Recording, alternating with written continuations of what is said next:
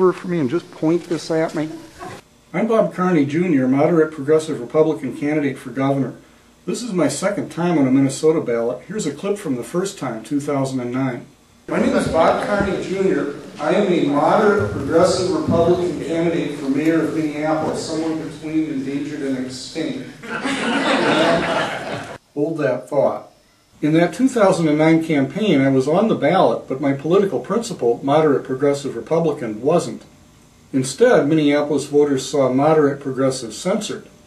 I filed under protest when the city refused to let me use the word Republican in my political principle. In the mayoral campaign, I concluded the establishment, by means of what I call the money media, structurally discourages the campaigns and ideas of outsiders. I researched thoroughly and I asked challenging questions like this one. Was the 2009 Minneapolis mayoral election real or just an illusion? The reality of Minneapolis municipal elections was suppressed. Rybeck debated one opponent for half an hour the day before the election. Today there is not a single elected Republican in Minneapolis. Mayor Rybeck raised over $300,000 in his mayoral campaign. Where did it go? Here's his campaign headquarters. The mailbox number is PMB 655. I'm grateful for the Green Party. If it wasn't for them, Minneapolis would be a one-party town. But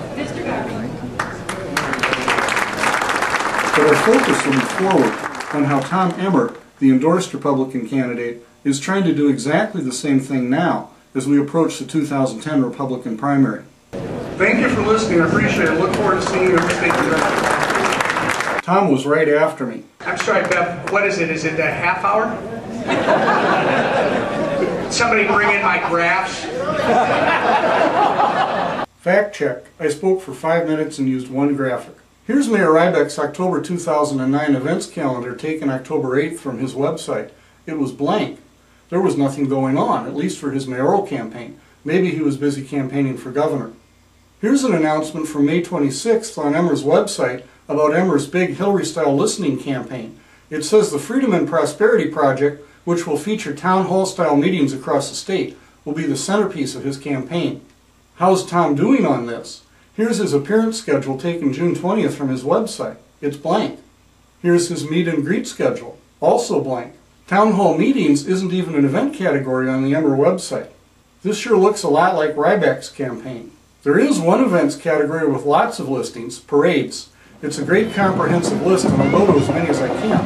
Thanks, Tom. Since launching my campaign in January, I've always said I would run in the Republican primary.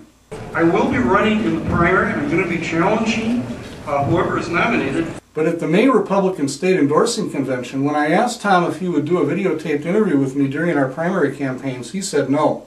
I wasn't allowed to bring my camcorder into the convention hall to record it. This news release calling for video discussions went to about 500 media contacts and legislators. I asked Tom again at a June 13th candidates forum. He again said no. Let's be clear, we nominate candidates in a primary election, not at an endorsing convention. Direct primary elections are a reform from the progressive movement, led overwhelmingly by Republicans in the early 1900s. Direct primaries take control away from party machines and let the people nominate candidates. The great fundamental issue now before our people is amazingly clear. It is, are the American people fit to govern themselves, to rule themselves, to control themselves? I believe they are. My opponents do not. I believe in the right of the people to rule. I believe that the majority of the plain people of the United States will, day in and day out, make fewer mistakes in governing themselves than any smaller class or body of men, no matter what their training, will make in trying to govern. I'm focusing on three main issue categories. Mr. Emmer owes it to Minnesota Republican primary voters to sit down with me for videotaped interviews on each one. Frankly, I think he's scared to do it. My website, RepublicanContract.com, was founded in 2006 on the idea of establishing and promoting contracts between voters and their elected representatives and public servants. Notice I didn't say officials. The Carney-McGoy ticket is running to be your servants, not your masters. This is another one of my innovations, a coffee mug with a Minnesota Republican state legislator's contract with voters printed on it. I'll be producing another one with the Minnesota Republican governor's contract with voters. I'm an entrepreneur and I'd be happy to sell you these mugs. They're like little books with handles. The second issue category is unallotment, and what I see is an intertwined attack on our Minnesota system of public campaign finance. On October 13, 2009, I was at a hearing in Ramsey County District Court on my lawsuit challenging Governor Palente's illegal unallotment of the political contribution refund program. On June 30th, I had testified before the Legislative Advisory Commission warning the Palente administration about this. I've also met with an attorney of a large class action law firm in Minneapolis last week. I have a legal memo right here from them indicating that I would personally have standing and that there would be standing for a class to sue if Governor Palente does not relent. As a Republican, I see the governor's claim of sweeping unallotment powers to unilaterally close the $2.7 billion deficit before the biennium was even started as certainly a usurping of legislative authority. Your website is www.republicancontract.com. I got a poster on this. Okay. Yes. You'll be hearing more about this, maybe a lot more, and maybe sooner rather than later. I oppose Governor Palente's attempt to balance the Minnesota budget through sweeping executive branch unallotment orders. I favor reinstating the constitutional separation of powers and opposing legislation by executive order. That is a direct quote from the current Minnesota Republican Party platform. The third issue category is a catch-all coming straight from our First Amendment, the right of citizens to petition our government for a redress of grievances. Of course, the biggest grievance for most people today is the economic disaster we're facing. I've got lots of questions for Tom and everyone about this. Here's my running mate, Bill McGoy, at a joint news conference during our 2009 mayoral campaign. We're looking at possibly, 15% increase in property taxes. Now, I know not all of that's the city's fault. We're in a recession, but we've got to look at the budget. What I object to is the destruction of the tax base in this city by demolishing buildings for police purposes. A number of us were demonstrating at the site of Uncle Bill's Food Market, which was torn down about 2 weeks ago, taken off the tax rolls because people said it was a magnet for crime. Bill will be taking the lead on some of these issues, including property rights. As a self-described candidate journalist, I also want to do this with other candidates. John Aldrich, running in the Independence Party primary, has agreed to be the first.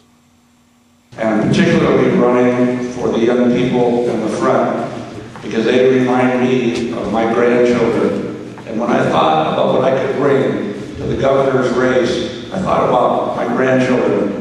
And I also thought that they're not going to have the same opportunities as I have had. And I find that to be egregious. You can look that word up and discuss what that word means. It's not good. Here's Papa John Kolstad with the Money Media Blues. I think that we should hold the mayor accountable. If he wants to run for mayor, then he should be at the forums. He has not made one single forum, not one forum so far has the mayor showed up, and the Star Tribune and the press is not holding him accountable to that. The real reason that prompted me to get into this, I've been politically active for about 10 years on a lot of projects, is that I see a need to try to move the Republican Party in a more moderate and progressive direction. Historically, the progressive movement in the United States was overwhelmingly Republican. Charles Lindbergh's father, the aviator's father, was a Republican congressman from Minnesota. I think we need to take a look at some of those principles that progressive Republicans advocated back then. Last year, the establishment of the money media suppressed municipal elections in Minneapolis. This year, they're trying to do the same thing for Tom Emmer and the whole money media ticket. There are primary elections for governor in all three major parties this year in Minnesota. We, the people, need to challenge the establishment and the money media. I'm asking for your vote in this year's Minnesota Republican primary for governor. If you vote in another primary, I hope you'll look beyond the money menu.